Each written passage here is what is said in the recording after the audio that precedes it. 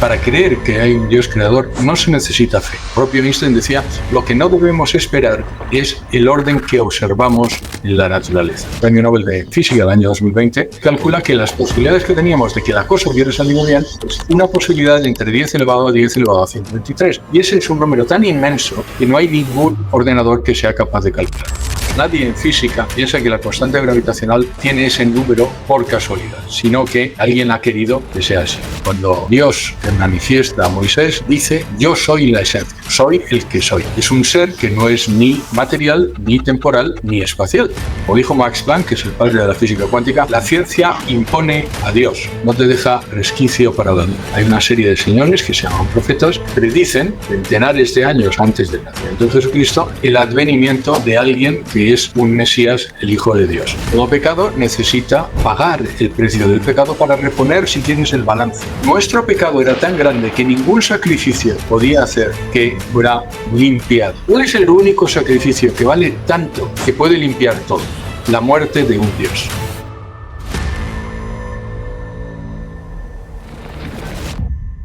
Bienvenidos a Influencer Trip, el canal de la historia y los misterios de este mundo. Episodio 16. Yo soy Martino y hoy tengo el placer y el privilegio de poder contar y conversar con una de las personas del momento, sin duda. A más de alguno, lo más probable es que les haya salido en algún Reels o en algún TikTok, hablando sobre la existencia de Dios. Es el presidente de la cadena EWTN, un crack en la materia y autor del libro Nuevas Evidencias Científicas de la Existencia de Dios. Con nosotros, José Carlos González Hurtado. Un tremendo placer que estés acá con nosotros en el canal. Muchísimas gracias, Martino, por haberme traído. Muchísimas gracias por haber tenido la paciencia. Que lo sepan todos los que nos están viendo. He llegado tarde, normalmente no suelo, pero el hombre ha tenido la paciencia de esperarme. Muchísimas gracias por invitarme y un saludo muy grande a todos los que nos están viendo en el otro lado, probablemente, del océano. Estábamos hablando de que tú tenías allí el frío chileno y yo tengo aquí el calor español. Así que... Eso es cierto, sí, estamos invertidos ahí en el clima, porque aquí las mañanas son muy, muy heladas, así que envidio y ojalá poder estar en Madrid en algún momento. Por lo menos cuando hace frío, así que no, agradecido que estés acá con nosotros. Yo sé que a nuestra audiencia le va a encantar este episodio, porque más que nada, nosotros en el canal, cuando yo comencé acá, básicamente mis temas que más se dieron a conocer fueron básicamente los misterios bíblicos. Entonces todos esos misterios que uno puede decir, que hay personas que dicen que encontraron ciertas evidencias científicas de la Biblia, ¿cierto? Entonces todo eso lo cubrimos acá en el canal. Así que yo sé que este episodio le va a encantar a quienes nos vean. Así que va a estar muy bueno, José Carlos. Pues me alegro. Espero estar a la altura de las expectativas. Yo sé que sí. Bueno, justamente antes que te conectaras estuve ahí escuchando alguno de tus podcasts con otros nacionalistas españoles, así que de verdad, bien contento, me encanta lo que expones, así que vamos a hablar largo y tendido sobre este tema.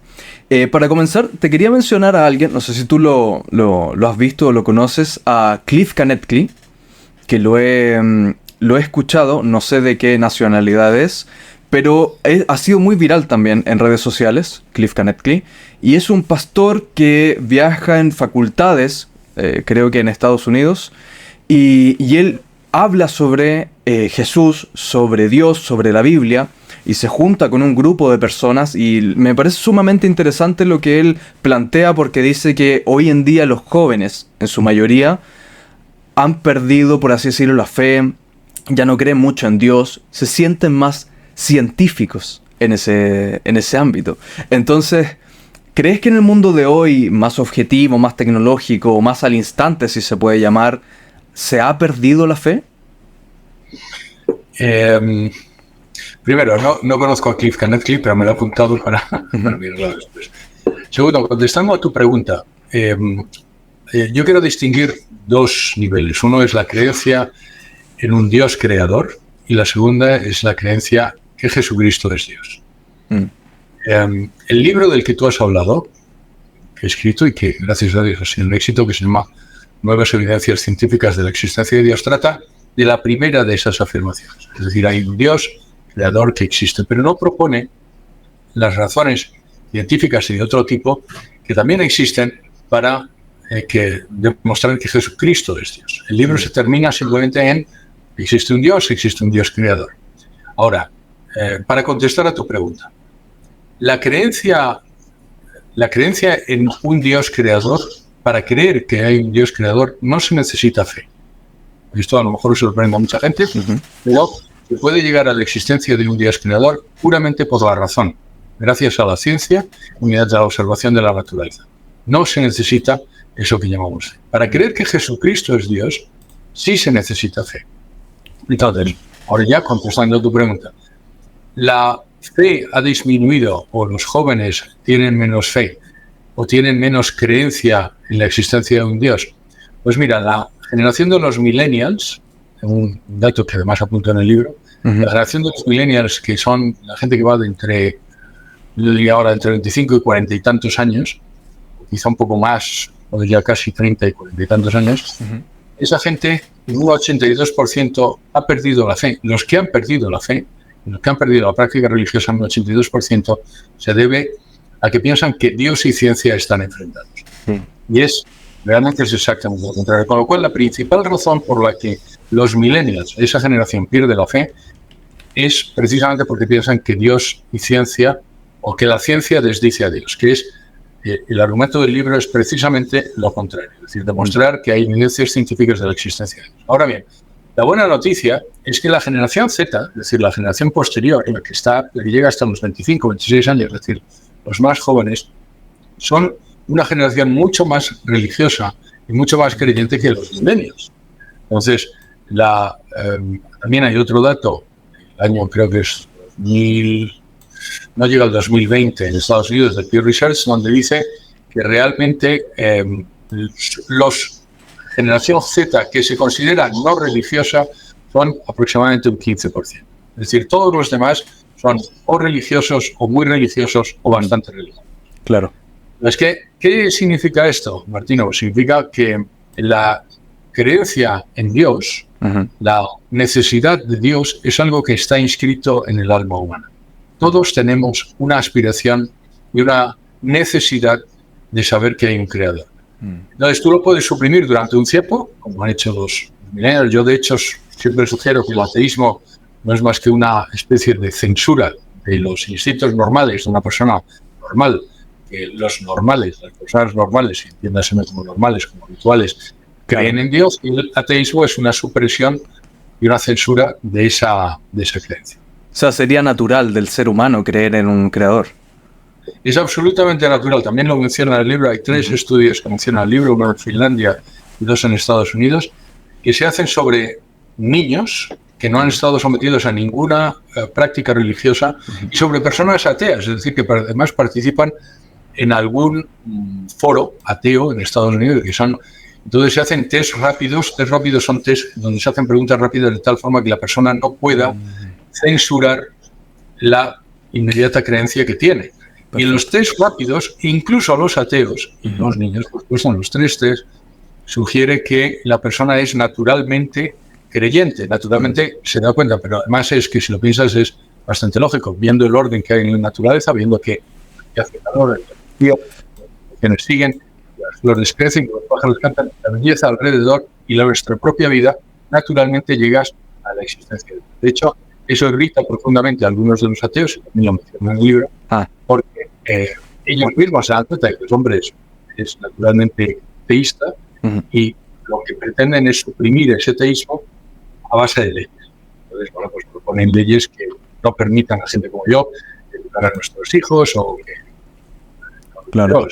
No, Dawkins, dice el señor Hitchens, que conviertan todas las iglesias en museos, que desamorticen todas las obras religiosas, es decir, cosas que ya hemos visto que han pasado en la historia de la humanidad y no es precisamente muy liberal, vamos a decir. Totalmente. De hecho, ahora que mencionas esto, me hizo recordar que hace poco yo estaba escuchando PVD Podcast, uno de los más grandes en el mundo, y él mencionaba junto a Cliff Canetcley que por qué se hace la misma distinción, el por qué, por así decirlo, el cristianismo, el catolicismo, esta corriente es tan atacada cuando alguien incluso quiere decir yo creo en Dios, yo creo en Jesús, pero incluso llega, por ejemplo, un musulmán y no se censura tanto de la forma en como tú lo estás diciendo. Es muy extraño y al parecer sí, es cierto, como que hoy día ya fuera religiones, fuera todo lo que tenga que ver quizás con Dios, con la fe. Pues mira, hay varias razones. De hecho, hemos asistido a la sorprendente inauguración de los Juegos Olímpicos en Francia. Yo que he tenido la fortuna de vivir en Francia, no sé si la gente lo sabe, pero yo soy español y acabo de volver a España, pero durante los últimos 11 años he estado viviendo en Francia. Vivía en Francia. Entonces, los conozco bien y realmente los franceses no son como nos lo han mostrado la inauguración de los Juegos Olímpicos. Pero en los Juegos Olímpicos, efectivamente, de lo que se mofan es de la última cena, hacen una blasfemia contra Jesucristo. Claro. Pues no se les ocurre hacerlo contra Buda o contra Mahoma, por diversas razones. No que yo predique que lo hagan, por favor, contra Buda o contra Mahoma, porque yo creo que se tiene que tener el respeto para los sentimientos religiosos e incluso para los sentimientos ateos de cualquier persona. Pero, sin embargo, es una pregunta muy válida, Martino. ¿Por qué lo hacen siempre contra Jesucristo y particularmente contra la Iglesia Católica? Y estos nuevos ateos que mencionábamos, Hitchens, Dawkins, Harris, tienen particular aprensión o particular besanía contra la Iglesia. Bueno, pues una de las razones es que eso demuestra, si quieres, que la Iglesia Católica es la verdadera. Ahora estoy acercando ascos a mi sardina, pero nuestro Señor, a los que somos cristianos, nos dijo: os perseguirán hasta el fin del mundo. Y efectivamente, como también dice una persona que es católica, él es anglicano, él dice que el problema de los ateos es que lo que tienen es miedo a la luz. Y efectivamente, bueno, pues también nos lo dijo Jesús, que la gente de las tinieblas, o la gente de la oscuridad, pues rechaza la luz. Y lo que vimos, ya te digo, en la inauguración de los Juegos Olímpicos es un espectáculo feo, disgusting, que dirían los americanos, ¿sabes? Claro. Lamentable, pero que se mete con una religión y no con las demás. Habría que preguntarle a estas personas que lo organizan por qué. Ya te digo, yo tengo esa respuesta, y es que, bueno, pues efectivamente que lleva la luz, pues hay que apagarlo. Que va la luz, pues es el cristianismo. Claro, totalmente. Mencionaste hace un momento que quizás ciencia y Dios se van de la mano, ¿cierto? Y yo escuché una vez una frase que me gustó mucho, porque y de hecho yo creo que por eso quizás impulsó a poder intentar hablar contigo en todo este tema. La frase dice así: la ciencia explica el proceso, mientras que la fe explica la creación. Sí. Interesante. Yo diría que la fe explica la finalidad, es decir, el objetivo, y la ciencia explica el proceso y la creación. Si quieres, explica, sí, quizá explicar es una palabra muy, muy grande, pero vamos, sí, da idea sobre la creación y lo que vino después. Perfecto. Yo sugiero en el libro, efectivamente, que la finalidad, es decir, por qué Dios creó la creación, es algo que excede los límites de la ciencia. Hay personas científicas también, y ellos sugieren lo contrario, que sugieren que la creación también, de la creación y de la observación de la naturaleza, se puede sacar como conclusión cuál es la finalidad que tiene Dios en la naturaleza. A mi juicio, eso ya no es científico. Ahora, lo que sí es científico es la causalidad. Es decir, ver la causa de la naturaleza necesariamente tiene que ser un ser que está fuera de la naturaleza. La causa del tiempo, alguien que está fuera del tiempo. La causa de la materia, alguien que está fuera de la materia. Eso sí pertenece a la ciencia. La finalidad, ¿por qué lo hace? ¿Cuál es nuestro objetivo en la vida? Yo creo que eso ya pertenece a la religión, pertenece a la ciencia. Perfecto. Bueno, me encantaría tener el libro en mis manos, no he tenido la oportunidad de comprarlo. Y si lo tienes por ahí lo puedo mostrar, sería maravilloso. Sí. Es un poquito más centrado de eso. Aquí. Ahí, excelente, maravilloso. Sí, yo tengo muchas ganas de poder leerlo. Al final hablaremos cómo la gente lo puede adquirir. Se puede adquirir en Hispanoamérica. Sí. Maravilloso, genial, genial. Entonces, bueno, hablemos sobre lo que puede ser entonces Dios. ¿Qué explicas sobre Dios? ¿Qué es lo que entendemos sobre nuestro Creador? Pues mira, esa es también una muy buena pregunta, Martino, porque yo he llegado a la conclusión de que muchas personas se declaran agnósticas o ateas precisamente porque lo que no aceptan es una visión de Dios que yo tampoco aceptaría. Es decir, ellos tienen una visión de un ser antropomorfo, barba blanca y con un cayado, vestido con túnica y además sentado en un trono, claro, mirando ceñudos. Yeah. Bueno, pues eso es una imagen que yo creo que ayuda también a entender lo que es Dios, pero en lo que sabemos, o sea, lo que dice la ciencia que es Dios, es que tiene que ser un ser omnisciente, es decir, todo comprensivo, que está fuera, como el universo se creó, y esto es otra de las cosas que menciona el libro, y además de las explicaciones, como el universo se creó hace 13.700 millones de años. Necesariamente, y la ciencia ya no tiene ninguna duda hasta donde la ciencia puede llegar, claro. Todo puede cambiar, pero vamos, es una teoría perfectamente validada, la teoría del Big Bang, y eso significa que todo el universo con la materia, el tiempo y el espacio se creó hace 13.700 millones de años, y eso necesariamente implica que el ser, alguien o algo que creó todo ello, no es un ser que no es ni material, ni temporal, ni espacial, y que por tanto está fuera de la materia, el espacio y el tiempo. Y eso, si ya tenemos que es omnisciente, que es no atemporal, no material, no espacial, que además también cuida de la creación, porque otra de las cosas que demuestra la ciencia es que, curiosamente, en cada momento donde había podido la cosa ir mal, va y va bien. Es decir, que las probabilidades, siempre digo, las probabilidades de que el universo que tenemos, el mundo que tenemos, el sistema solar que tenemos, que tú y yo estemos aquí,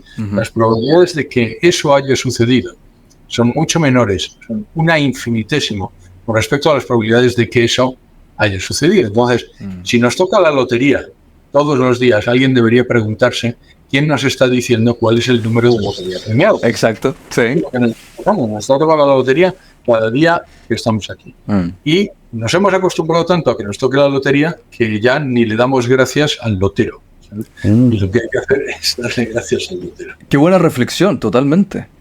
Totalmente, es cierto. Cuando a veces uno tiende a darse cuenta de que lo que pasa a nuestro alrededor es casi como, bueno, ya sucede, nos damos gracias a quien nos da esa creación, por así decirlo. Sí, totalmente. Entonces podemos decir que Dios no fue creado nunca, siempre estuvo.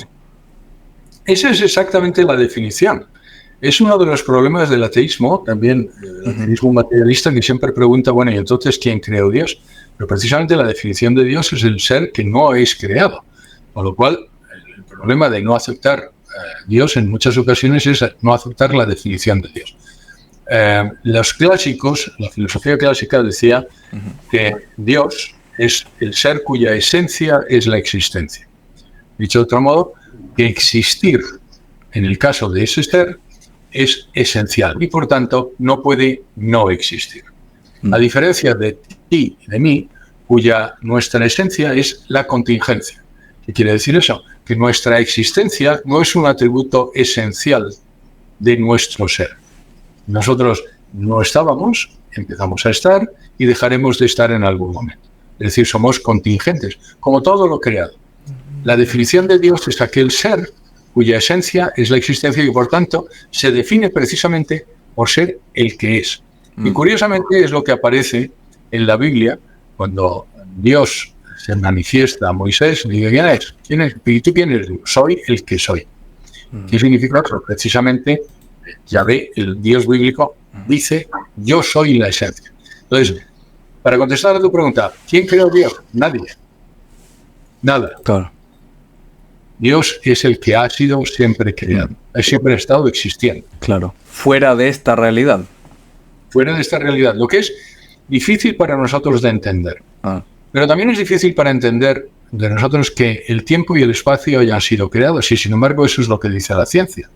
Si te das cuenta, como somos seres que vivimos en el espacio y en el tiempo, somos espacio-temporales, no concebimos la existencia de algo que esté fuera del espacio y del tiempo.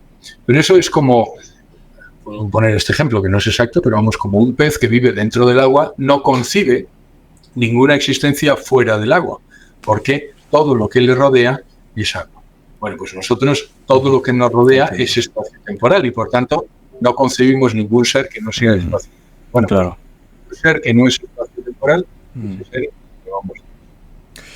¿Crees que en algún momento nosotros podamos, toda la humanidad, tener la capacidad de poder creer en el Creador? De quizás verlo, de que algo haya sucedido, no sé, algo que cambie la mente humana y todos digamos, sí, efectivamente es de esta forma.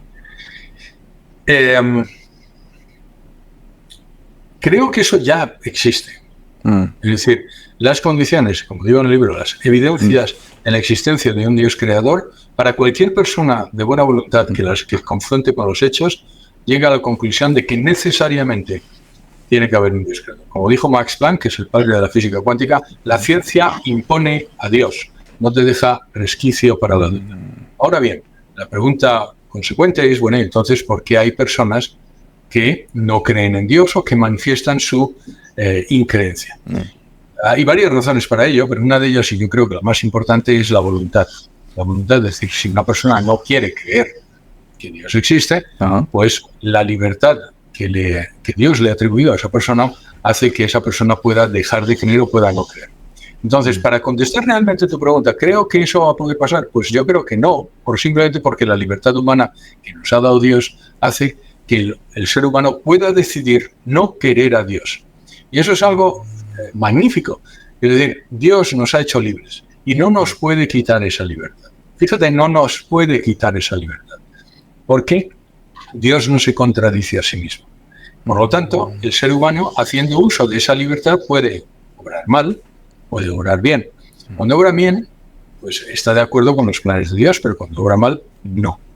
Cuando no cree en Dios, por supuesto, no está obrando de acuerdo con los planes de Dios, pero está ejerciendo esa libertad que Dios le ha dado. Entonces, para que pudiera pasar lo que tú estás diciendo, Dios tendría que romper su propia promesa de habernos dado la libertad, con lo cual creo que Sí, muy buena respuesta, porque tiene todo el sentido del mundo. O sea, hay muchos que hablan, y creo que eso está escrito, ¿no? Que es un ser omnipotente y que a la vez podría hacer de todo para o lo que él quisiera, ¿cierto? Pero claro, hay cosas como la que mencionas tú, que él no se puede contradecir a sí mismo. Muchas personas, muchas personas sacan como la paradoja de que si crea una piedra más grande que él no pueda levantar, o tan grande que él no pueda levantar, pero claro, o sea, ahí es lo que tú dices, la idea es no contradecir lo que ya estaría escrito de él. Ese pensamiento es no comprender lo que realmente significa omnipotente. Omnipotente no significa puede hacer todo, sino puede hacer todo lo que es no contradictorio. Es decir, por ejemplo, Dios no puede ser malo. Eso no le hace no omnipotente. Claro. Dios no puede mentir. Entonces alguien podría decir, eso no es omnipotente. No, es que eso no es un principio de no contradicción. Dios no puede hacer un ser humano que no sea libre. Dios, del mismo modo que Dios no puede hacer, y lo suelo decir, un triángulo de 4 lados, porque eso es todo lo que no es lógico en sí mismo. Entonces realmente la frase no es Dios no puede hacerlo, sino eso no se puede hacer. No puede existir un triángulo de 4 lados. Claro. No puede existir. Por lo cual, no es que Dios no sea omnipotente, sino que es lógicamente contradictorio. Claro, comprendo. Dios no puede hacer que un hijo único tenga un hermano mayor. Claro. Porque eso es una contradicción en los términos. Entonces, no es que Dios no sea omnipotente, sino que no puede hacer lo que es no posible. Ahora bien, por eso esa idea de Dios no puede crear una piedra que no pueda levantar. Eso es una falta de conocimiento y falta de entendimiento de lo que significa omnipotencia de Dios. Claro, totalmente. Y el Dios que describes, o que estamos hablando ahora, ¿el de la Biblia es el que más se acerca a esta definición, o es el de esta definición? ¿Qué sucede en el caso de otras religiones, que también tienen sus dioses, que quizás alguno también tiene sus dioses creadores? ¿Qué diferencia existe entre...? Vamos a ver, existe ahí... voy a poner primero para no engañar a la gente. Es decir, esta pregunta que me estás haciendo no viene resuelta en el libro. Perfecto. Es decir, el libro resuelve las evidencias científicas de la existencia de un Dios creador, pero se queda allí, no baja a, bueno, ¿cuál es el Dios verdadero? ¿Cuál es la religión que habla del Dios verdadero? ¿Por qué? Yo creo que ese es un camino que la persona pues tiene probablemente que seguir. Ahora, para contestar a tu pregunta, y puesto que me la haces, la respuesta es sí, hay un Dios de las religiones reveladas que coincide con lo que nos dice la ciencia, y ese Dios es el Dios judío. Y por tanto es el Dios que propugna tanto el judaísmo como el cristianismo como el islam. Y no es un Dios, por ejemplo, hindú o budista o sintoísta o taoísta, las religiones del este, con todo el respeto que merecen, pero las religiones, digamos, orientales proponen un Dios, por ejemplo, eterno y un universo con el mito, lo que se llama el mito del eterno retorno, es decir, un universo que no tenga principio ni fin. Esa es una teoría científica que se llama el universo en estado estacionario y que ahora sabemos que es falsa. Sabemos que la teoría del universo en estado estacionario, que era una teoría prevalente hasta mediados del siglo XX, ahora sabemos que no es así. Es decir, el universo, como he dicho al principio, tuvo un principio, es lo que se llama el Big Bang ahora, de forma simplificada, hace 13.700 millones de años, y esa visión del universo coincide con aquello que nos dijo el Génesis en la Biblia. Es interesante que hay un científico que se llama Schroeder, él es profesor ahora de la Universidad Hebrea de Jerusalén, yo di también lectures en la Universidad Hebrea de Jerusalén, él venía de Stanford, y este señor viene y hace una unión, si quieres, entre lo que dice el Génesis y lo que pasó después del Big Bang. El primer día se creó, el segundo día se creó. Hay que recordar que días en aquel momento son días cósmicos, por lo tanto estamos hablando de miles de años. Entonces, en los primeros miles de años pasó, en los primeros miles de años pasó. Claro. Es alguien podría decir que está, digamos, atornillado, un poco a rosca, pero lo cierto es que él hace ese paralelismo entre lo que dice el Génesis y lo que dice la ciencia. Entonces, claro, para contestar a tu pregunta, sí, hay una religión, una visión religiosa que coincide con aquello que nos dice la ciencia.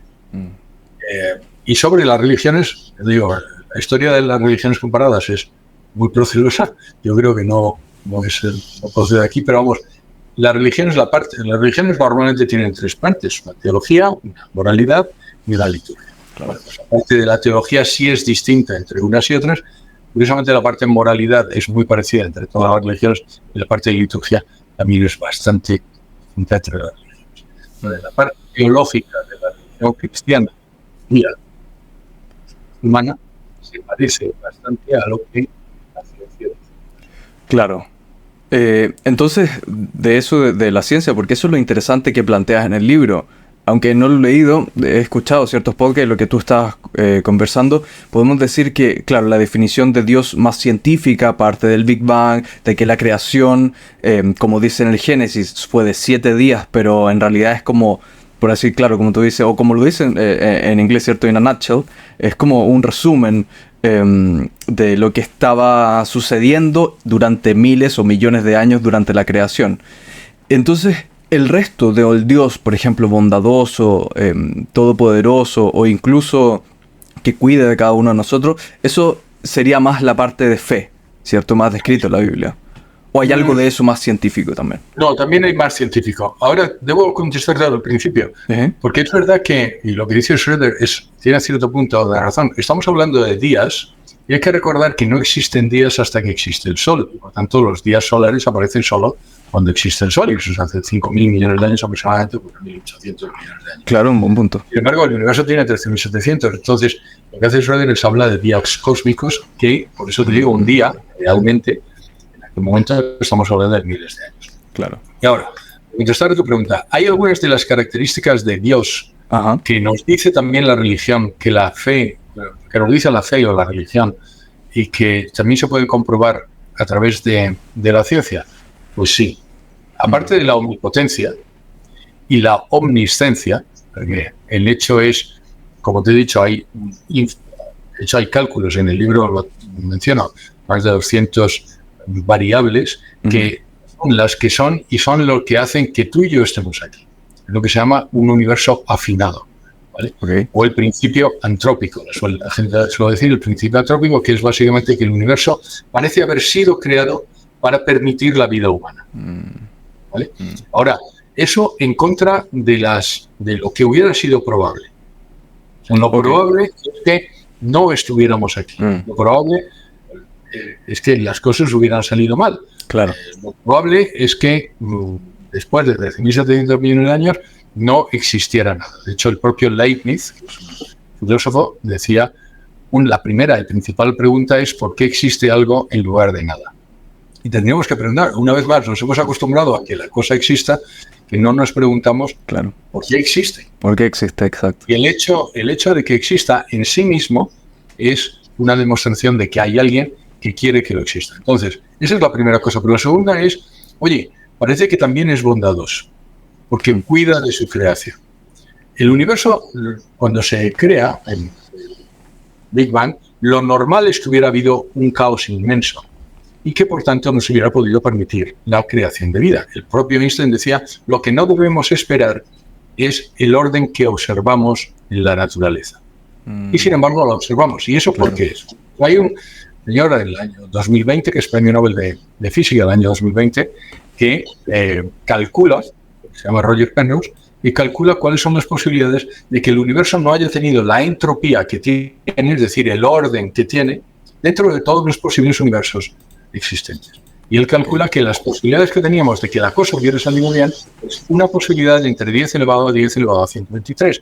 Y ese es un número tan inmenso, Martino, que no hay ningún ordenador que sea capaz de calcular. Dicho de otra forma, nos han dado el billete de lotería que ha tocado y se han repartido 10 elevado a 10 elevado a 123 billetes de lotería.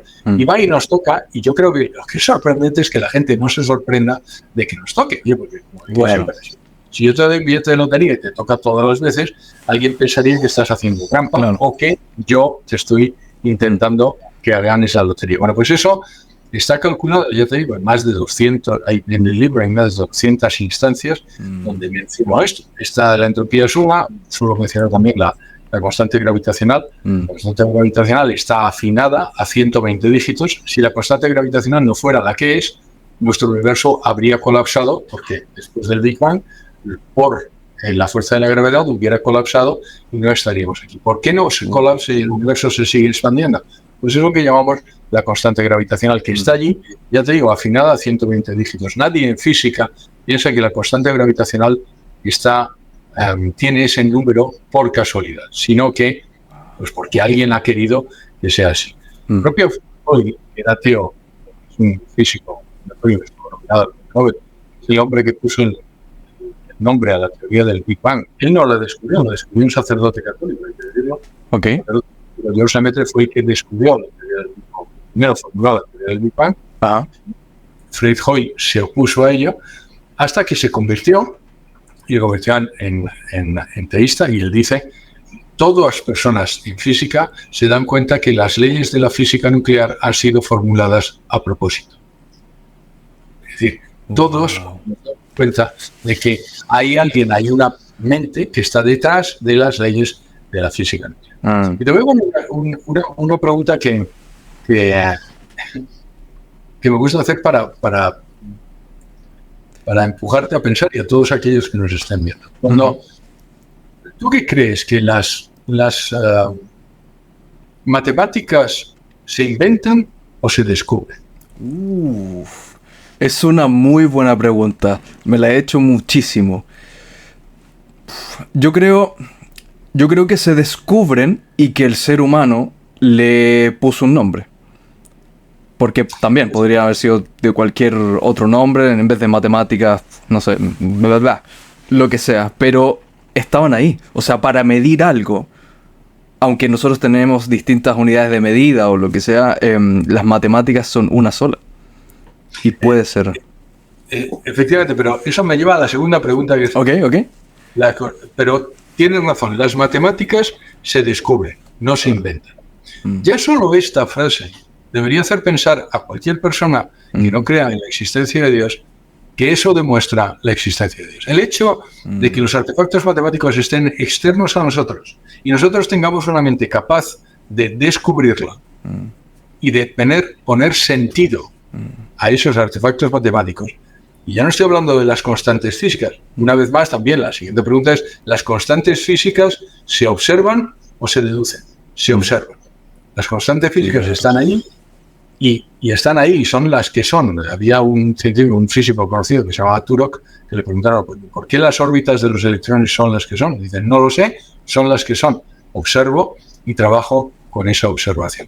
El hecho de que las constantes físicas se observen, el hecho de que las matemáticas se deduzcan, demuestran que hay una inteligencia que ha puesto estos artefactos matemáticos, esas constantes, fuera de nosotros. Nosotros no las hemos inventado. El ser humano, que es la mente más elevada en este universo, hasta donde sabemos, lo cierto es que no ha inventado las matemáticas, no ha inventado las constantes de la física. Entonces, ¿quién lo ha hecho? Bueno, pues quien ha descubierto, o quien ha puesto las matemáticas para que nosotros la descubramos, es el mismo que nos ha creado la mente capaz de descubrir eso que él ha dejado. Y eso es necesariamente lo que llamamos Dios. Wow, me encantó esa definición. Totalmente. Porque si alguien coloca algo para que nosotros no lo podamos entender, no tendría sentido. Y además volvemos un poco a lo que conversábamos al principio, de si fuesen números al azar, si cada roca fuese distinta, pero incluso el número que se repite es como lo más común que puede conocer una persona, lo del número áureo, que muchas plantas tienen esa forma, etcétera, etcétera. Es difícil creer de que si algo es tan constante o se repite muchas veces, o lo que mencionabas de las constantes del universo son observables, es muy difícil pensar de que si es que no fue Dios, fueron extraterrestres. Si no fue extraterrestre, fue Dios. ¿Qué es la segunda? que quiero que sepas que algunos ateos, empujados con el hecho de que efectivamente esto es así, aunque Francis Crick, él dice, bueno, pues no, aquí cuando él se dio cuenta de que el ADN también es una de las demostraciones de la existencia de Dios, que menciona en el libro, porque en el libro hablo de las demostraciones, o si quieres, de las evidencias científicas desde la física, la cosmología, desde las matemáticas y desde la biología y desde la química. Bueno, pues desde la biología también es el ADN. El ADN demuestra que hay una inteligencia detrás de nuestra propia constitución biológica. Bueno, pues el señor Francis Crick dice, pues han tenido que ser los extraterrestres. Pero si lo piensas, incluso si los extraterrestres existieran, que es altamente dudoso, y eso no hace más que retrotraer el problema un poquito más. Entonces, ¿quién creó los extraterrestres? Okay. Bueno, claro. Empujas el problema, eso es, voy a dar la patada al balón para moverlo a 5 metros, pero al final el balón sigue allí. Entonces es como cuando alguien dice, pues es que es posible que haya muchos universos. Bueno, pues vale. Sí. Si necesitamos un creador para un universo, también necesitamos un creador para muchos universos. Claro, totalmente. Y es cierto, es patear la pelota para decir si es que hay otras civilizaciones en otros planetas, también tienen que tener su creación o su creador. Y lo que me gusta desde este punto de vista, y es lo que planteas en el libro, que es lo que mencionaste, que es una versión, por así decirlo, más deísta, perdón si me equivoco en el término, ¿cierto? Que al final existe un Dios, pero es científico, se puede demostrar, se aleja un poco de las religiones y lo que mencionaste, de que cada uno tenga su propia búsqueda hacia cuál va a creer, ¿cierto? Pero al final existe y estaría ahí. Eso me gusta distinguir deísmo de teísmo. Okay. Porque deísmo es lo que tú has dicho, es decir, existe un Dios, pero ese Dios no es personal y además no interviene en la naturaleza. Eso no es realmente lo que dice la ciencia. Lo que dice la ciencia es el teísmo, es decir, existe un Dios, ese Dios sí interviene en su creación, es decir, sí, por ejemplo, la constante cosmológica aparece hace 5.000 millones de años, justo cuando el universo se iba a ¿sabes?, a colapsar. Lo interesante es, la vida no sabe nadie cómo aparece, pero aparece exactamente cuando la Tierra se ha enfriado lo suficiente para acogerla. Mira tú qué casualidad. Pero, sin embargo, la ciencia hoy no sabe cómo es que surgió la vida. Claro. La autoconciencia, que es lo que hace el ser humano, aparece hace 300.000 años y no sabemos por qué. Pero aparece en un momento que es precisamente el momento de la historia, de la creación, que es el apropiado. Entonces sí parece que hay alguien o algo que tiene cuidado de esa creación. Y eso es teísmo. Y creo que el teísmo lo que propone es un Dios personal. Y me gusta hacer aquí una reflexión sobre lo que significa un Dios personal, porque mucha gente puede entender que Dios personal es antropomorfo, es decir, como tú, como yo.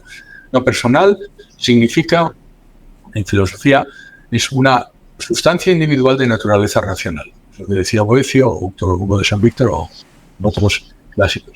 Es una sustancia que es una superinteligencia. Lo que dice la ciencia es que aquel ser que creó el universo es una superinteligencia que además cuida de su creación. Una de las características, sin embargo, del ser personal es que puedes tener una relación con él. Y esto es lo importante. Okay. Aquí es donde ya nos estamos acercando más a la religión y dejando la ciencia. Ok, claro. Entonces, ¿qué significa? Que puedes tener una relación con ese Dios personal. Y esto es, ahora sí que voy a entrar de toda la religión. Esto básicamente lo que viene a decir es, ese ser nos escucha. Ese ser sí se le puede rezar. Y sé que ahora habrá algunos que se estarán rascando las vestiduras, pero lo cierto es que lo que dice la ciencia es que ese ser personal sí interviene en su creación. De forma muy sutil, como decía Pascal, Dios da suficiente luz para que la persona que quiera creer, crea, y suficiente oscuridad para la persona que no quiera creer, no crea. Y recuerda una vez más lo que he dicho, la principal razón por la que las personas no creen es la voluntad. Es porque no quieren creer. Un ejemplo perfecto en el libro hay un filósofo conocido, se llama Thomas Nagel, que es ateo, y que él dice, a mí lo que más me sorprende y lo que más me irrita es ver que esas personas a mi alrededor, las personas inteligentes que tengo a mi alrededor, son todas personas creyentes, personas religiosas. Y dice él, y a mí eso no me gusta porque yo no quiero un universo que necesite a Dios. Yo no quiero que Dios exista. Lo que él dice es no creo que Dios exista, que también lo creéis. Yo no creo que Dios exista, pero es que no quiero que exista. No quiero un universo que necesite a Dios. Y esa suelo decir es la principal razón por la que las personas que no creen verdaderamente no creen. Y es porque no quieren creer. Ahora voy a hacer aquí una pausa porque habrá algunas personas que sean escépticas que digan, no, pues a mí me gustaría creer. A mí lo que me gustaría es parar un momento y decir, ¿cuánto de sincero es ese deseo, de verdad? ¿Cuánto de sincero tienen en ese interés de creer? Me he encontrado personas que me han entrevistado, que me han dicho, oye, José Carlos, a mí me gustaría tener la fe que tú tienes, pero yo no la tengo. Como si la fe fuera solo algo que te regalan y que tú no puedes hacer nada por conseguirla. Quiero romper el mito también. La fe, incluso la fe religiosa, necesita de 3 condicionantes. Primero, el entendimiento. Segundo, la voluntad. Y tercero, la gracia de Dios. Y es verdad que una persona no puede tener fe si Dios se la niega. Pero también es verdad, o por lo menos yo propongo, que toda persona que tenga recta voluntad y suficiente inteligencia, Dios le dará la gracia para tener fe. Ahora, ¿qué se necesita? Tener recta voluntad. Y a esa persona que me ha entrevistado lo que le dije es, ¿de verdad quieres? Pues vete delante de un sagrario y pide esa fe que dices que quieres tener. Lo que es gracioso es que, yo no sé si la persona que me entrevistó fue o no fue, pero acto seguido, el día siguiente, 2 días después, recibí una carta de una persona, de un joven, que me decía, mira, yo no soy creyente, pero quiero ser feliz. Y sé que para llegar a la felicidad, lo más fácil, o lo mejor, es tener una creencia y tener una religión. Así que voy a hacer eso que tú me sugieres. Y me voy a poner delante de un sagrario. Y voy a pedirle a ese que tú dices que es Dios, que me dé la fe necesaria. Yo digo, si esa persona con buena voluntad lo hace, estoy completamente convencido, Martino, que Dios no le negará la gracia necesaria para tener esa fe. Ahora bien, tiene que tener recta voluntad y suficiente entendimiento.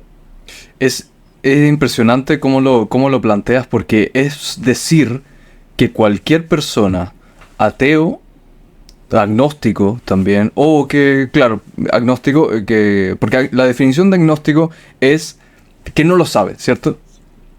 Es quedarse como en el limbo un poco. Y el ateo es que no cree. No sé si lo estoy diciendo correctamente o algo me falta. Sí, sí, ese es el resumen. Si quieres, pero termino primero. El punto, claro. La idea es, a lo que voy es que todos podrían encontrar a Dios. O sea, básicamente es el camino a la felicidad. Como lo planteas, ¿o no? Sí, la respuesta es sí. De hecho, también lo pongo en el libro. Hay unos estudios de una compañía que se llama Ipsos que mira la felicidad en el mundo, y que lo que es interesante es que ve las personas que son felices y las personas que no. Y feliz no quiere decir tener mucho dinero o tener, ¿sabes?, muchos lujos, sino tener una actitud hacia la vida, que tengas esperanza hacia el futuro y satisfacción hacia tu presente y pasado. Y eso, para tener eso, lo que dice es que básicamente se necesitan 3 cosas: salud, familia y Dios. Y yo sugiero que además realmente lo importante es la tercera, porque hay personas que pueden ser felices sin tener una familia, o incluso teniendo poca salud, pero es verdad, eso ayuda.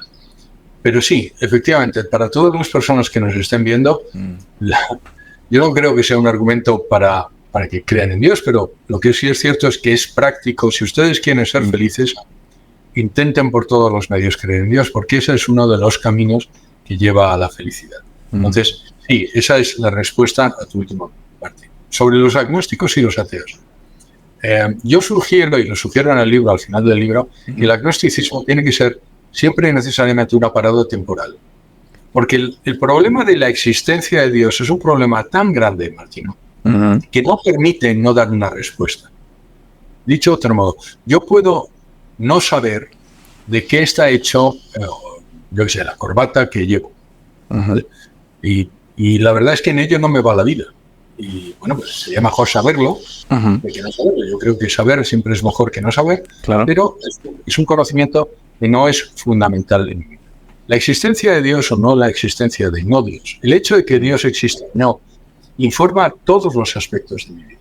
Informa quién soy yo, informa por qué soy yo, por qué estoy aquí, para qué estoy, lo que estábamos hablando, la finalidad. También nos dice para qué estás tú, y te da una dignidad que es distinta a mis ojos que si yo pensara que Dios no existe. Porque tú estás ahí, Martino, porque providencialmente Dios, que es algo mucho más importante que yo, ha decidido que quiere que estés. Entonces, eso hace que tengas una dignidad que está por encima de cualquier, si quieres, derecho que yo tenga. ¿Vale? Por eso, también hace que las personas religiosas, en general, se comporten mejor que si no son religiosas. No estoy comparando A al señor B, sino el señor A religioso contra el señor A no religioso. El señor A religioso es siempre, normalmente, se comporta mejor. Entonces, si es muy importante, entonces necesita y amerita una respuesta. Con lo cual, quedarse en la barrera y decir, oye, pues yo no lo sé, tiene que ser temporal. Bueno, pues ve y busca. Cómprate el libro y léelo. Date, ¿sabes? Investiga y llega a la conclusión de si Dios existe o no. Porque en ello va la vida.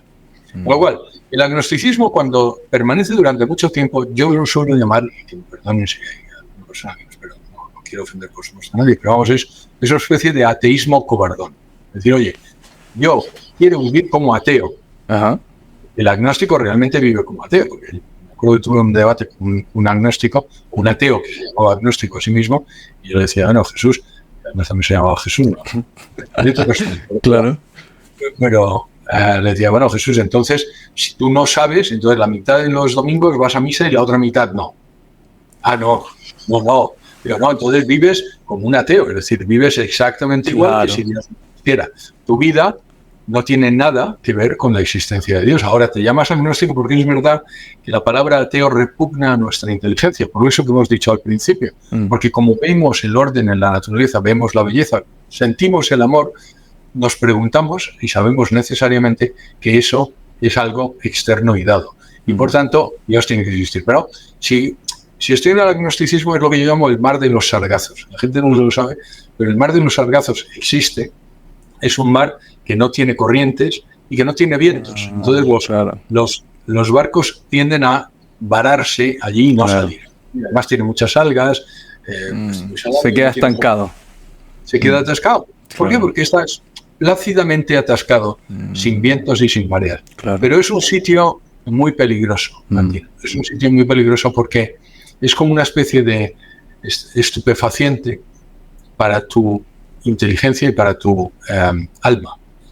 Es decir, te quedas plácidamente adormilado y el agnosticismo es algo, a veces es difícil de salir. Con lo cual, pero vamos, lo que tú has dicho es cierto, el ateo es la persona que dice que Dios no existe, el agnóstico es la persona que no se manifiesta. Claro. Y tú dices que esa es la parte peligrosa, mantenerse toda una vida sin una respuesta. Sí. Porque lo cierto es que el ateo por lo menos da una respuesta. Yo creo que es una respuesta equivocada, pero toma una postura. No tomar una postura sobre un tema que es tan importante, yo creo que no es humano. Ya te digo, yo puedo vivir perfectamente sin saber cuál es la composición de mi camisa o de mi corbata, pero no debería vivir mucho tiempo sin saber si Dios existe. ¿Y eso qué significa para mí? Porque, vale, Dios existe, como hemos dicho, el deísmo, decir, bueno, Dios está y no tiene nada que ver con este mundo, pues probablemente tampoco me influye mucho. Pero lo cierto es que lo que te dice la ciencia es que sí, Dios existe y además participa en esto. Y justamente eso último que acabas de decir, creo yo que en el mundo que hoy vivimos, quizás hace 2000 años, ¿cierto? En la época de Jesús, podía ser quizás hasta un poco más fácil, tanto para los jóvenes o para las personas quizás creer. Y hoy en día, personas como tú que puedan incluir a la ciencia y que de una u otra forma digan, sí, desde este lado existe Dios y desde este otro que quizás tú crees más, también existe, también se llega a la conclusión de Dios. Y la mayoría de las personas hoy día están como en ese limbo de decir, bueno, pero es que el tema de Dios y la religión ya está pasando hasta como de moda, no sé qué, lo dejan de lado y yo soy más científico, como conversamos un poco al principio. Me gusta lo que mencionas en ese caso. Eso es también cierto. Eso, también para romper un mito. La mayor parte de los científicos, considerablemente, son teístas o religiosos. De hecho, la gente que suele ser atea es gente de letras, no de ciencias. Y esto también lo rompe un mito, porque todos... también para contestar a tu pregunta, sí, el movimiento, digamos, ateo más descreído empieza con la Ilustración francesa también al siglo XVIII. Antes, el ateísmo era esporádico y era, digamos, de personas más bien tirando a locos y que se les consideraba adocenados. Pero aparece en la Ilustración pues un movimiento que pretende sustituir a Dios con la pretensión de ser científico. Lo que es gracioso es que la mayor parte, si no la totalidad, de aquellos que propugnan eso, ninguno es científico. Ninguno. ¿Vale? Este es un dato que he dado para algunos podcasts ya, pero vamos, está en el libro, es un dato mío, sí, claro, un estudio israelí, un estudioso israelí, un genetista israelí, que él coge los últimos 100 años de premios Nobel y mira qué es lo que decía. Bueno, pues más del 95% de los premios Nobel de ciencia, es decir, de física, de química o de fisiología y medicina, más del 95% se manifiestan teístas o religiosos. Es decir, menos de un 5% se manifiestan agnósticos o ateos. La inmensísima mayoría de los científicos se manifiestan teístas y religiosas, porque, como decía, insisto, Max Planck, la ciencia lleva a Dios, lo decía Werner Heisenberg, el otro padre de la física cuántica, es decir, absolutamente todos. Wow. La inmensísima mayoría. Sin embargo, cuando llegan los premios Nobel de literatura, los premios Nobel de literatura, el 35% de los premios Nobel de literatura se manifiestan como agnósticos o ateos. Es decir, que ser ateo realmente es de letras, no es de ciencia. Entonces, claro. Otro ejemplo, los manifestantes del nuevo ateísmo, que se ha llamado el nuevo ateísmo en el siglo XX, Son Dawkins, Hitchens, Samuel Dennett, el bueno de James ya ha fallecido, porque realmente no es tan nuevo. Lo cierto es que estos señores, todos ellos, habían estudiado filosofía. Dawkins, que él dice que es zoólogo, pero no estudia filosofía, como Daniel Dennett también. Sam Harris creo que no estudió nada, y luego estudió filosofía. Hitchens estudió periodismo. Es decir, todos ellos son personas que no vienen de las ciencias. Mientras que los científicos, los últimos premios Nobel, ya te digo, el último premio Nobel es Zeilinger, el último premio Nobel de física en el año 2022. Él empezó además no era religioso, ya tiene una frase que es brillante, que dice: mira, las maravillas que he visto en la naturaleza son de tal calibre que he decidido creer en Dios. Y una vez más está el tema de la voluntad. He decidido creer en Dios. Pues no es mis padres me educaron y por tanto creo en Dios. No, es como yo, con mi observación, lo que me he dado cuenta es que necesariamente tiene que haber un ser creador omnisciente, omnipotente, y todas esas características que hemos hablado. Con lo cual, efectivamente, el movimiento, el mito de que la ciencia desdice a Dios, que es un mito interesado, como casi todos los mitos, es un mito que está propugnado, está empujado por personas que normalmente no son científicas.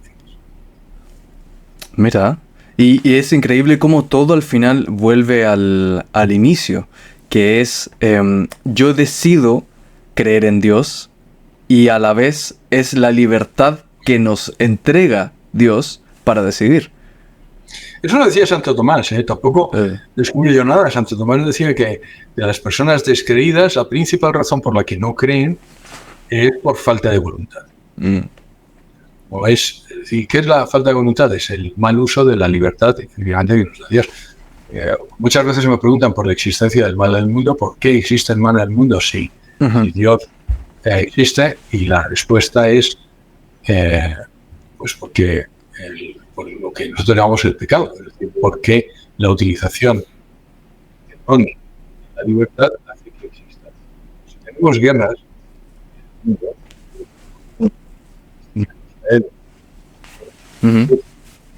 no es porque Dios lo haya decidido así. Hay unos señores que en el ejercicio erróneo o falso de su libertad han decidido crear esa miseria y ese dolor.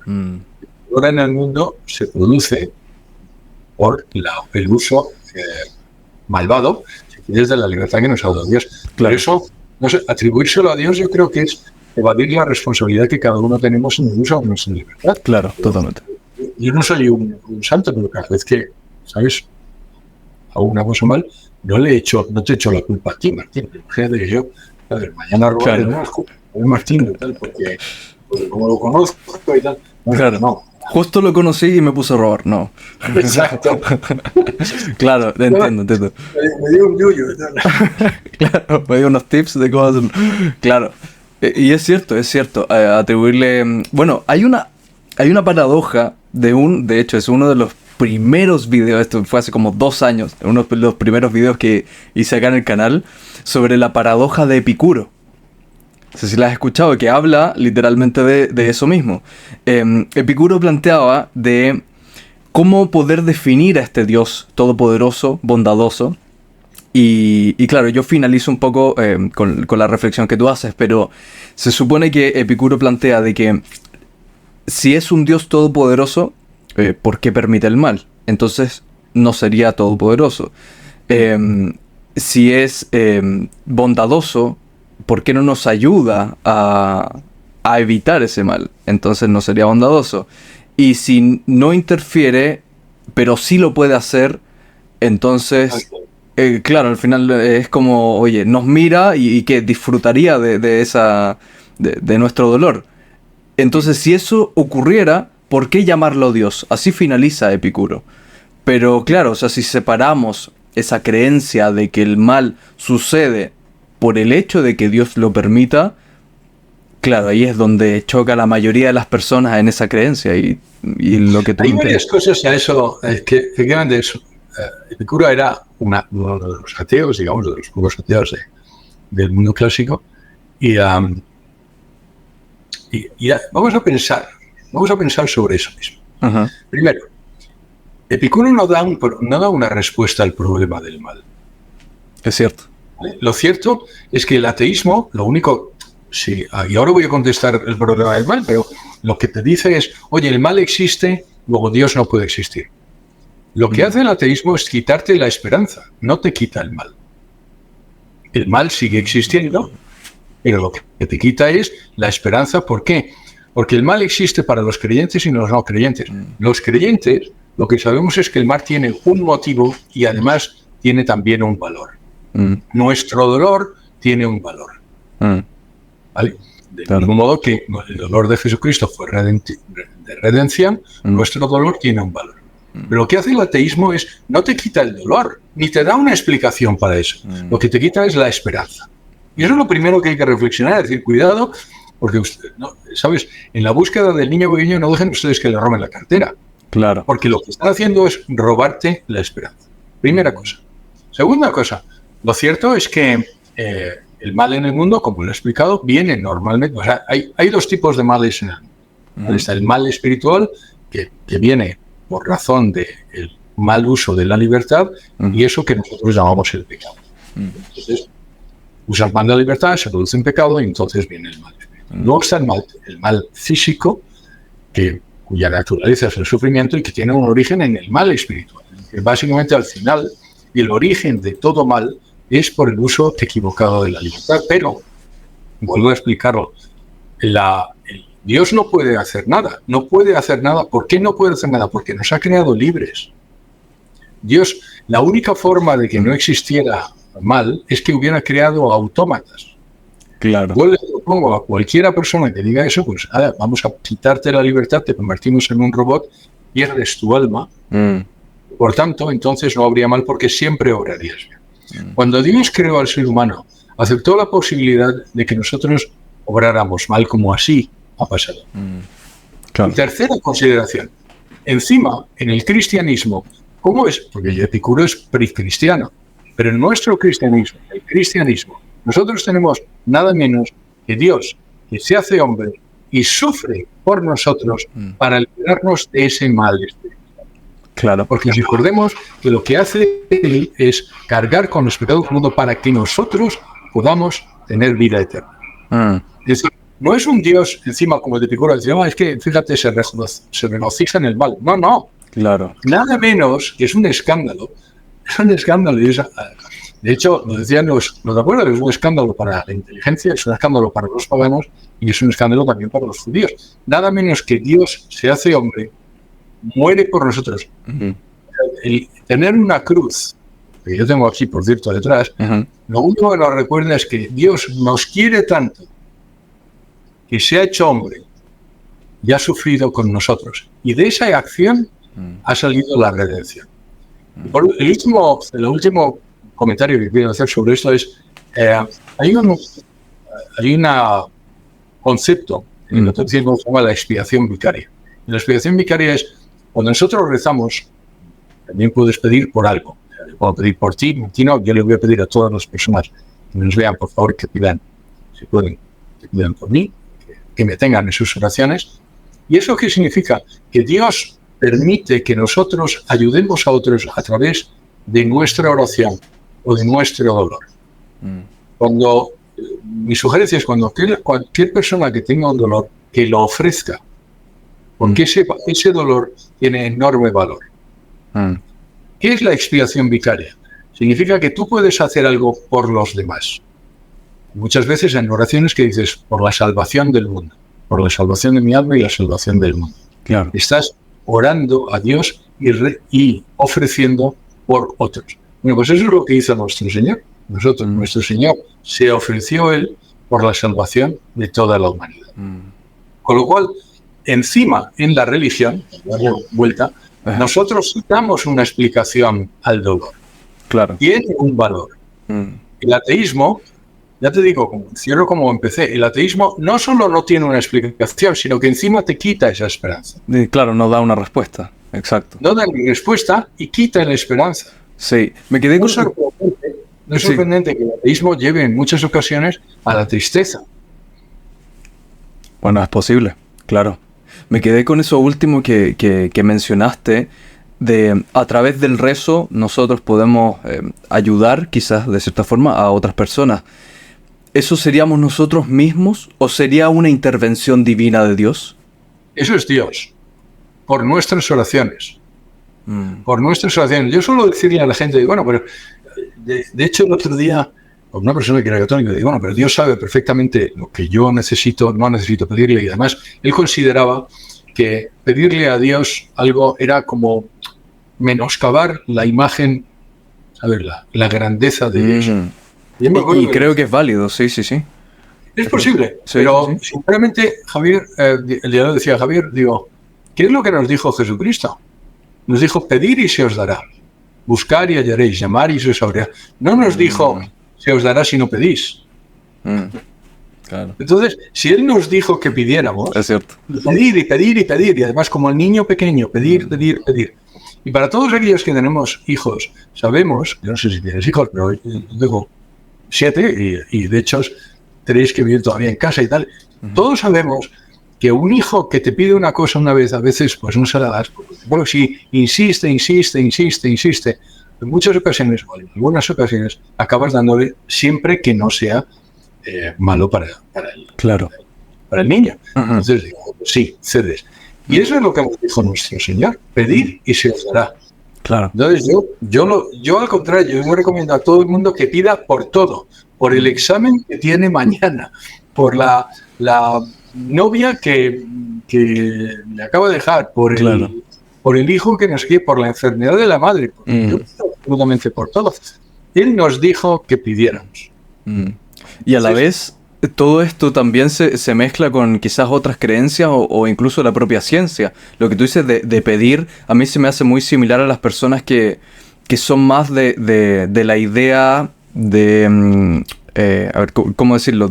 Por ejemplo, el libro El Secreto, de las manifestaciones, ¿cierto? Como de manifestar algo. ¿Sería como algo similar o siempre uno tiene que guiarse con la palabra de Dios?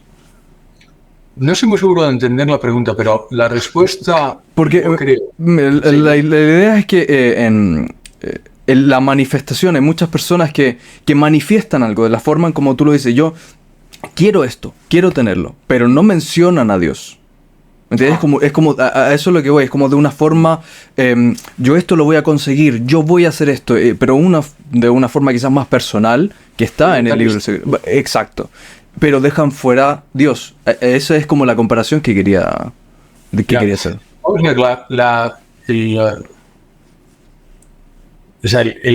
A mi juicio, ahora yo estoy en plano completamente humano, el intentar algo que sea bueno en sí, bueno para una persona, de manera constante, la constancia es una virtud.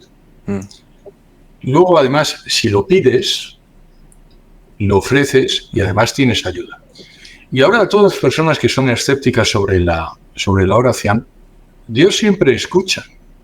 Pero como un padre, cuando un hijo mío me pide algo, existen básicamente 4 posibilidades.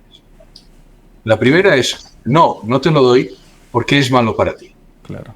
Papá, necesito más chuches, o quiero más melos, o quiero tomarme otra Coca-Cola. No es bueno para ti. Segunda, sí, y además ahora. Y eso no lo sé yo, también pasa. Sí, ¿quieres un poco más de agua? Sí, y además ahora, porque veo que estás deshidratado. Tercera, sí, pero un poco más tarde. Ya, claro. No, tengo algo mejor para ti. Uy, no, te voy a dar agua con limón. Claro. Te voy a dar no lo sé. Y esas son básicamente las 4 posibilidades. No porque no es bueno para ti. Sí, y ahora mismo. Sí, un poco más tarde. Mira, tengo algo todavía mejor para ti. Claro. Y esa es la forma como respondes tú a los amigos que tienes, como respondo yo a mis hijos. Vamos, al fin y al cabo, estamos hechos a imagen y semejanza suya. Ahora, el hecho de que no nos dé todo aquello que pedimos no significa que no exista, sino significa... O que no escuche, claro. O que no escuche, que tiene algo mejor para nosotros, o que nos lo va a dar más tarde. o que eso no es bueno para nosotros. Y yo tengo ejemplos en mi vida, y estoy seguro que todas las personas que hayamos vivido suficiente tenemos ejemplos de cosas que hemos deseado y que gracias a Dios no han pasado. Es cierto. Y que en el momento ese para nosotros era muy, muy importante. Y Dios mío, yo es que lo que quiero es que esto pase, porque fíjate, yo lo veo clarísimo, esto es lo que es fenomenal para mí, para mi familia, para mi patria, para mi comunidad, para mí. Y sin embargo, gracias a Dios, aquello que solicitamos, luego nos damos tiempo y nos damos cuenta de que no ha pasado. Reflexionamos sobre eso. Y simplemente que aquello que hubiera pasado nos hubiera llevado a un desastre. Y nosotros no lo veíamos. Hay un ejemplo que cuento cuando doy las conferencias. Yo no sé si lo he contado en algún podcast, pero vamos, en las conferencias en vivo sí lo digo, de una persona que contándole esto mismo, él me dio el ejemplo perfecto. Me dijo, mira, José Carlos, yo tenía una reunión, la reunión de mi vida, porque es un hombre de negocios, la reunión de mi vida la tenía en Nueva York, me había estado preparando para esa reunión durante 6 meses, era el contrato más importante de nuestra empresa, y justo cuando estoy yendo a la reunión me llaman por teléfono y me dicen que ha sido cancelada. Ya había volado de Madrid a Nueva York, que está allí, y nada, te puedes imaginar, se me cayó el mundo encima, maldije mi suerte, y él me dijo, mira, me fui a una iglesia, y cuando salí de la iglesia volví hacia donde tenía la reunión, y lo que vi es que en una de las torres donde yo tenía la reunión había un avión, ¡pum!, que se chocó. Y en la otra torre, ¡pum!, se chocó. Era el 11 de septiembre, yo tenía una reunión en el piso 40 de una de las torres gemelas, y si hubiera tenido esa reunión, ahora no estaría aquí. Este es un hecho real, yo no me lo he inventado, pues acá vamos. Yo tengo una persona que me ha contado eso. Y esa persona ha tenido la belleza, si quieres, de que Dios le ha dado a ver por qué no le concedió aquella reunión. Nosotros en muchas ocasiones no lo vemos, pero lo entenderemos. Claro. Los que tenemos fe sabemos que todo es para bien. Hay una frase que es preciosa del Evangelio de San Pablo de los Romanos que dice: todo es para bien para aquellos que demuestran el amor a Dios. ¿Sabes? Todo es para bien para los que aman a Dios. Claro. Todo ocurre para bien. Todo ocurre para bien, incluso si no lo vemos. Claro, si no lo vemos en ese momento, como el ejemplo que diste, que increíble. Y eso está, bueno, como mencionaste al principio, todos hemos pasado por algo en el que al final tenemos que aceptar lo siguiente que vino y quizás fue mejor de lo que estábamos pidiendo. Y es cierto, es cierto que sucede eso. José Carlos, ¿te parece volvemos un poquito atrás? Yo quería hacer una pregunta, que estas son las cosas que a mí me fascinan, sobre lo que también está escrito, ¿cierto?, en la Biblia. Me gustaría saber si Dios en algún momento, y creo que, si no mal recuerdo, lo mencionaste un poco al principio, ¿Dios tuvo contacto con la humanidad? Directo. ¿Dios tuvo contacto directo con la humanidad? ¿Dios? Dios se hizo hombre, si eso es la pregunta. Sí, yo soy cristiano y yo sí creo que Jesucristo es Dios, y es el Dios, por tanto, hecho hombre. No solo contacto, sino que se hizo hombre. No sé si esa es la pregunta que me estás haciendo. Claro, no, porque también tengo aquí en la lista de poder hablar de la figura de Jesús, sino que más que nada como presencia, como si una persona pudiese haberlo visto.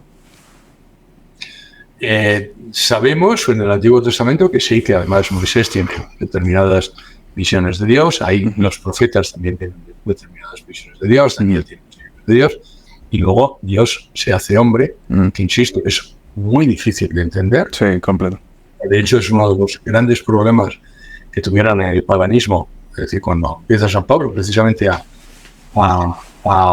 dar testimonio, muchos de los paganos dicen: ¿cómo va a ser Dios? ¿Cómo Dios se va a hacer Dios? Gente va a hacerse hombre.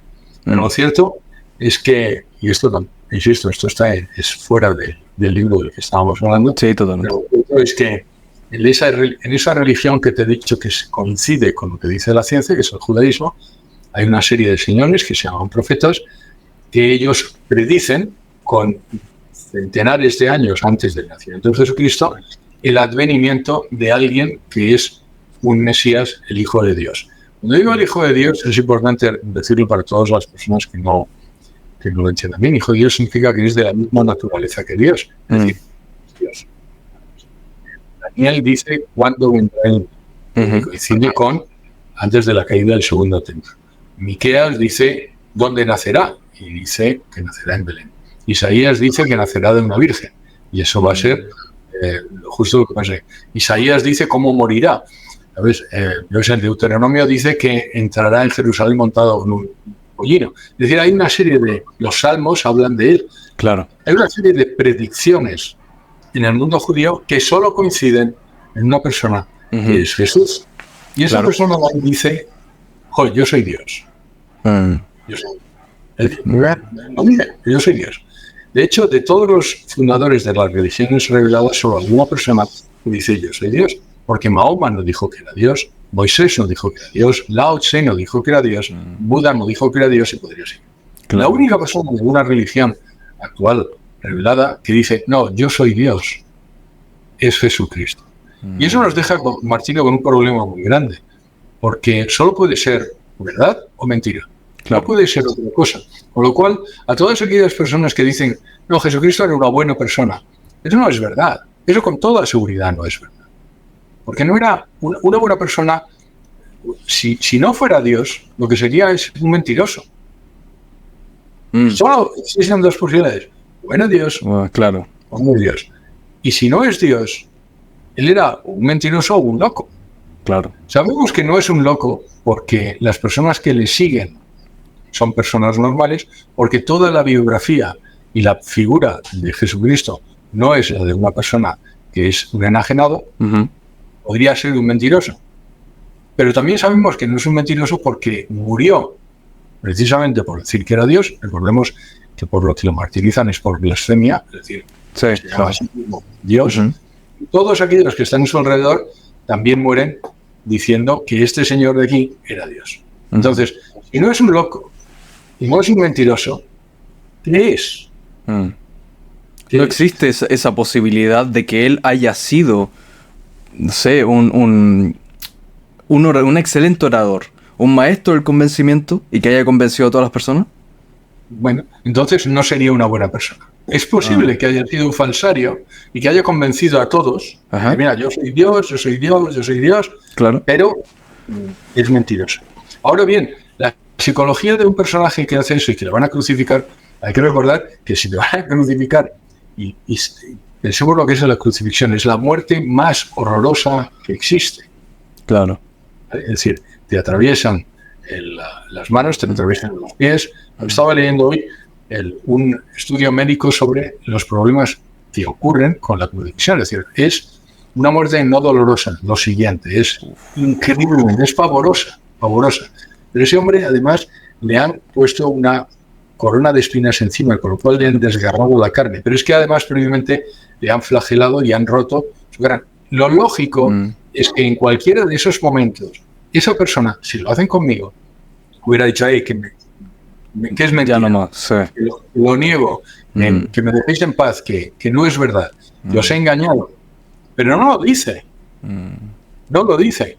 Dice, él sigue diciendo hasta el último momento, cuando Poncio Pilato está con él, y dice, tú lo has dicho. Cuando está delante de Caifás, dice, tú lo has dicho, yo soy el Hijo de Dios. Claro. Entonces, es una persona que por lo menos se creía lo que decía. Pero es que todos aquellos que están a su alrededor, de los 12 apóstoles, 11 mueren, uno crucificado boca abajo, uno crucificado en aspa, otro lapidado, al otro le cortan la cabeza, de distintas formas, menos Juan, todos mueren precisamente por decir que ese hombre era Dios. Con lo cual, si ellos hubieran sabido que no era verdad, alguno de ellos habría dicho, no, que me dejen en paz, todo esto es mentira, pero ninguno solo. Con lo cual ya no nos queda salida. Ese es el problema también de Jesucristo. Si lo piensas de forma racional, no te da salida. Claro. Porque él dice, yo soy Dios, se comporta como Dios, coincide todo aquello que predicen los profetas. Voy a decirlo, estos señores, Miqueas, Isaías, Zacarías, todos ellos hablan de cientos de años antes del nacimiento de Jesucristo. Todo ello coincide. De hecho, hay un autor que hace el cálculo de cuáles son las posibilidades de que una persona tuviera aleatoriamente las coincidencias que tiene Jesús, y es 1 elevado a 10 elevado a menos 53. Wow. Es decir, no hay suficientes personas en toda la humanidad para ver que esas coincidencias se den. Entonces, tenemos una persona que se llama a sí mismo Dios, en el que coinciden todas las profecías, que muere como Dios y que luego además va y resucita.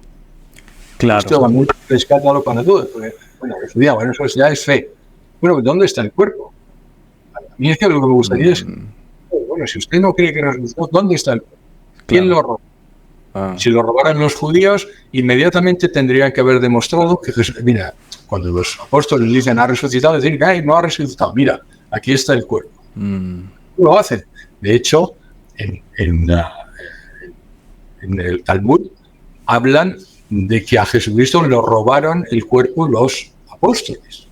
O sea, el propio Talmud judío dice, no, nosotros no robamos el cuerpo. No sabemos dónde está. Y ponen como excusa. Los romanos tampoco lo pudieron robar porque justo lo que ellos no querían es que hubiera una revuelta. Y los cristianos, si lo robaron los cristianos, que sí tenían una buena causa, insisto, alguno de ellos, en el momento de su crucifixión, su martirio, habría dicho, hey, que yo sé que Jesucristo no resucitó porque he visto el cuerpo y está enterrado, lo tenemos guardado. Pero ninguno dijo eso. Claro. Entonces todos dan la vida por algo que puede ser ficticio, pero que lo que es cierto es que se lo creían.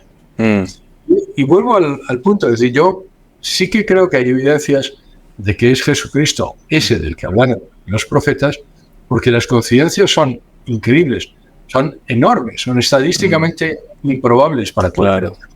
Hay que recordar que Daniel menciona cuándo nacería el Mesías. Da lo que se llaman las escenas de Daniel. Mucha gente no lo sabe, pero hay una profecía de Daniel donde menciona y el Mesías nacerá en pum, pum, pum, después de la salida de Babilonia. Y se calcula y efectivamente coincide en el momento en que está Jesús. Por eso había mucha gente que estaba esperando en el momento en que nace Jesús la venida del Mesías, porque todos aquellos eruditos de la escritura judía habían hecho el cálculo y coincidía con esta es la época. En este momento tiene que venir el Mesías. Y aparece Jesús. Pero todo esto, lo digo para que la gente no se lleve a engaño, no lo digo por otro. Esto no es porque esas son evidencias de que Jesucristo es Dios, no de que Dios es Dios. No, totalmente. Aquí nos desviamos un poco del tema, pero quería aprovechar de contar contigo para hablar sobre todos estos temas sumamente interesantes y que yo sé que a nuestra audiencia le encanta también. De hecho, hay dos cosas más que quería mencionar sobre Jesús. El tema de cuando estaba crucificado, ¿cierto? Él dice, Eli, Eli, lama sabactani, ¿o no? Sí. Y eso significaría, ¿por qué Dios me has abandonado? Si no mal recuerdo. ¿Qué específicamente significa eso? O el significado de aquello. De hecho, es una de las frases que a mí me producía un poco de sorpresa de por qué Dios, ¿sabes por qué? ¿Cómo puede decir eso? Pero, y aquí está, eso no es más que el principio del Salmo 22. Ok. Entonces, lo que está haciendo en el Salmo 22 David, que es el que escribe los Salmos, empieza diciendo, por cierto, la mencionar los Salmos pasa como en muchas ocasiones, ahora decimos este libro y dices el título, pero en ocasiones a veces, para yo decirte, te hablo de una canción, lo que digo es la primera frase de la canción. En muchas ocasiones la poesía lo que se dice es la primera frase de la poesía. Claro. Es decir, para citar los salmos, lo que se dice es la primera frase del salmo. Perfecto. Entonces, ¿qué es lo que está haciendo Jesucristo en ese momento? Citando el Salmo 22. ¿Y qué es lo que hace el Salmo 22? El Salmo 22 empieza así. Dios mío, ¿por qué me has abandonado? Pero luego sigue, y es una lloro de David hacia Dios, de que se siente abandonado, y al final del Salmo es exactamente lo contrario. Es decir, Dios da a David, que es, insisto, el que escribe los Salmos, la fortaleza, y además se manifiesta como el Dios todopoderoso. Pues lo que está diciendo Dios lo que está diciendo Jesús es, esto se está cumpliendo ahora. Vosotros veis, Dios me ha abandonado. Sin embargo, al final vendrá el triunfo de Dios.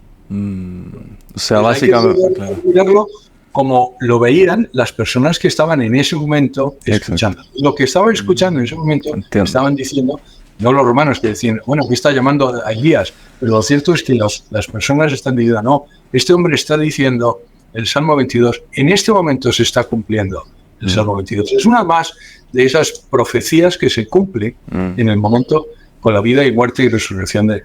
Me gustaría volver un poco, ya conversamos sobre la figura de Jesús, que es sumamente interesante. He tenido muchos invitados acá que hemos hablado también sobre Jesús y me gusta ver todas esas opiniones y certezas también que tienen distintas visiones, ¿cierto? Pero volvamos un poco a lo que es Dios y quiero, con una de las frases que mencionaste al principio, si no es porque esta es una de las dudas que siempre he tenido, si no es un hombre con barba blanca o con forma humana, ¿cierto? Y nos ha creado a nosotros a su imagen y semejanza, ¿no existe una contradicción ahí? ¿Contradicción? No, porque no significa que nosotros somos dioses. Su imagen y semejanza no significa somos idénticos a Dios. Claro. De hecho, uno de los problemas que tiene el ateísmo en muchas ocasiones es precisamente eso, la no aceptación de que nosotros no somos dioses. Como te decía antes, mencionando a Tomás Nagel. Entonces, nosotros somos criaturas creadas, tenemos una dignidad porque tenemos un alma también inmortal, pero no somos iguales que Dios. Estamos hechos de materia y espíritu, y Dios es un ser puramente espiritual. Entonces, nuestra alma sí tiene esa similaridad, si quieres, mayor con Dios. No significa que seamos Dios. Ahora bien, como te he dicho, es por ejemplo, el hecho de que nuestra inteligencia sea capaz de fijarse y descubrir las matemáticas o ciencia, o temas que no son necesariamente prácticos. Cuando un hombre, y vamos a pensar también sobre eso un momento, cuando el ser humano mira al espacio y intenta entender de que la composición de las galaxias no está haciendo nada práctico para su vida. Cuando una persona, un ser humano, escribe una poesía, no hay nada práctico en ello. Es puramente espiritual, es belleza. Cuando una persona compone una música que te eleva, claro, es lo que está haciendo. Está elevando su alma, está haciendo a imagen y semejanza de Dios. Uno de los problemas que tiene el evolucionista, el evolucionista es precisamente contestar a eso. ¿Cuál es el objetivo por el que el ser humano se preocupa de temas que no tienen ninguna practicidad? La mitad de los artefactos matemáticos no tienen ninguna practicidad, es simplemente conocimiento por conocimiento. Claro. Belleza del conocimiento, la belleza de conocer simplemente por desentrañar los misterios del universo, que no tienen ninguna ventaja, que no nos produce ninguna ventaja física, o no nos va a dar más alimento, o no va a mejorar nuestra calidad de vida. Conocer de qué están hechas las supernovas no mejora inmediatamente, ni en esta, ni en la siguiente generación, ni en la siguiente generación, nada en absoluto de nuestra vida. ¿Por qué el ser humano tiene esa inclinación? Desde el principio. ¿Por qué buscamos la belleza? ¿Por qué queremos la verdad? ¿Por qué sabemos lo que es bueno y sabemos lo que es malo? Y lo sabemos todos, y lo sabemos siempre.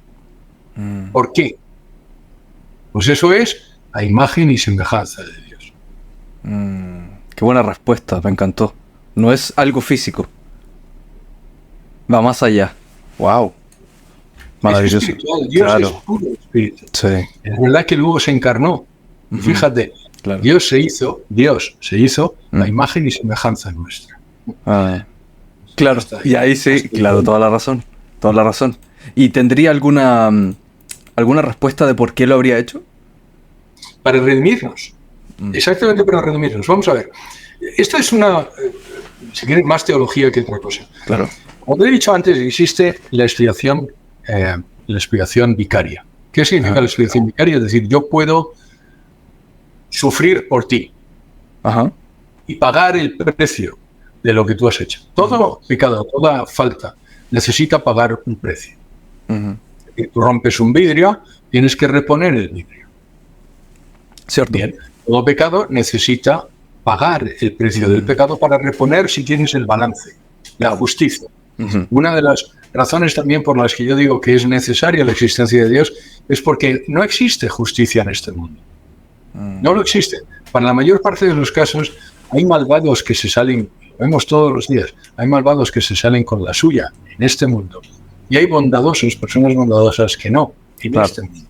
Esa justicia se tiene que reponer y eso demanda la existencia de un Dios y, si quieres, una vida futura. Bueno, entonces, nuestro pecado era tan grande que ningún sacrificio podía hacer que fuera limpiado. Claro. ¿Cuál es el único sacrificio que vale tanto que puede limpiar todo? La muerte de un Dios. Si Dios da su vida, esa vida vale tanto, muy por encima de todos los pecados de toda la humanidad en toda su existencia. Claro. ¿Qué es lo que hizo Dios para reponer el balance de la justicia? Darse Él por nosotros. ¿Cómo lo puede hacer? Haciéndose uno de nosotros. Es brillante. O sea, Sí. eso es brillante. Solo Dios podría haber pensado en algo así. Hay una escena, si habrá mucha gente que haya visto la película esta siempre se pone Semana Santa. ¿Cómo se llama? ¿Sabéis cuál es la película que estoy pensando? La Pasión de... La Pasión de Cristo.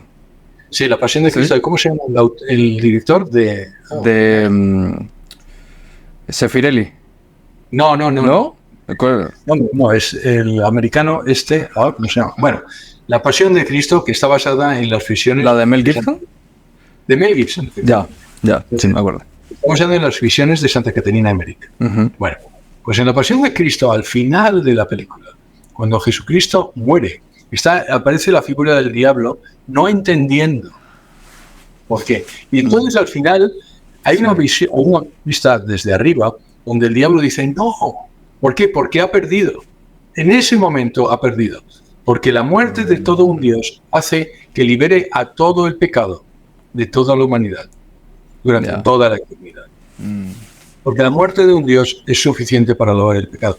Porque por eso se hacían sacrificios. Claro.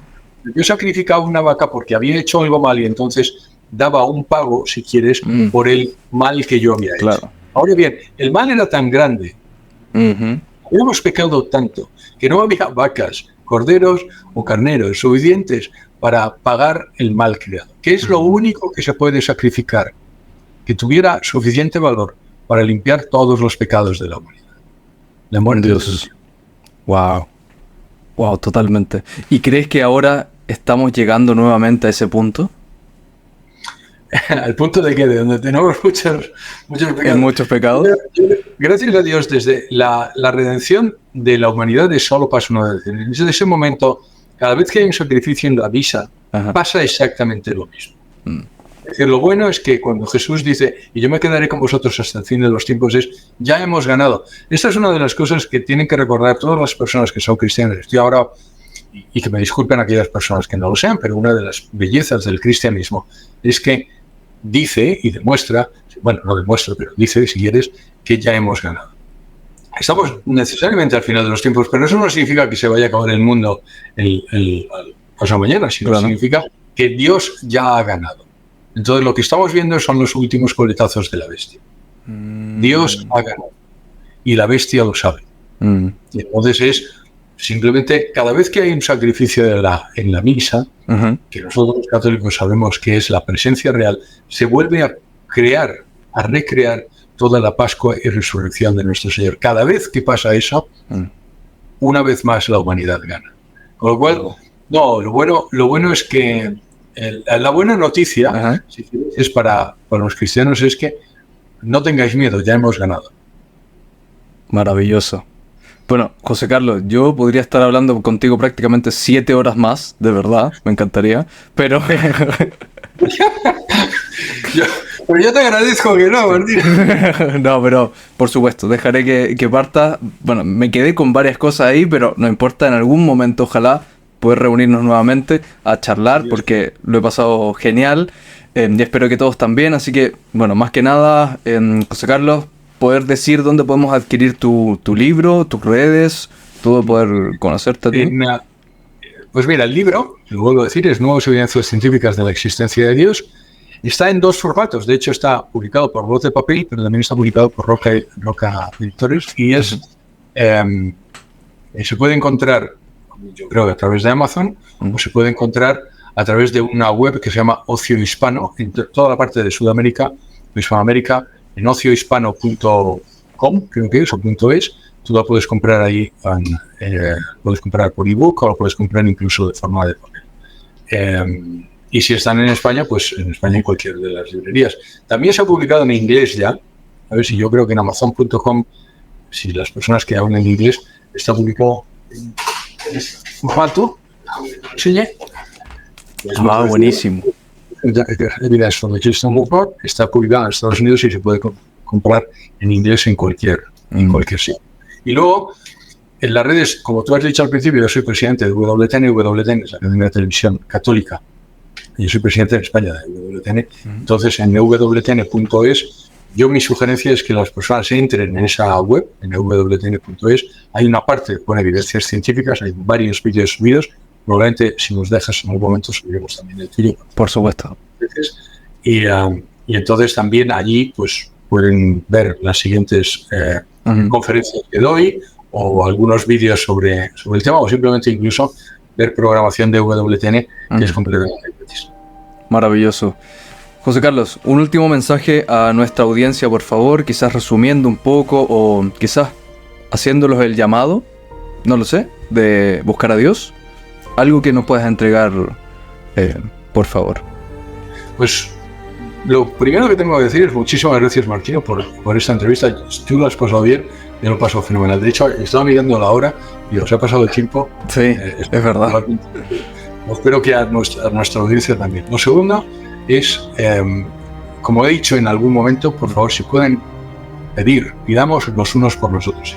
Si me ponen en sus oraciones, no hagan alguna oración más, pero si me ponen en sus oraciones, yo se lo agradezco. Y lo tercero es que recuerden que el objetivo de nuestra vida es ser feliz. Hay una frase de San José María que solo ahora, desde la última Pascua, que repito, me llevo muy dentro, y es, San José María decía, cada vez estoy más persuadido que los que son felices en el cielo son aquellos que han sabido ser felices en la tierra. Hay que recordar que nuestro objetivo es ser felices en el cielo y felices en la tierra, y que para eso, con casi toda probabilidad, es necesario creer en Dios. Con lo cual, si ustedes tienen fe, aumenten su fe. Si no la tienen, búsquenla. Y también que Dios les bendiga. Maravilloso. Damas y caballeros, señoras y señores, José Carlos González Hurtado, muchísimas gracias por haber estado acá en el canal. Espero a todos les haya gustado este increíble capítulo. Nos vemos en el siguiente. José Carlos, un abrazo grande.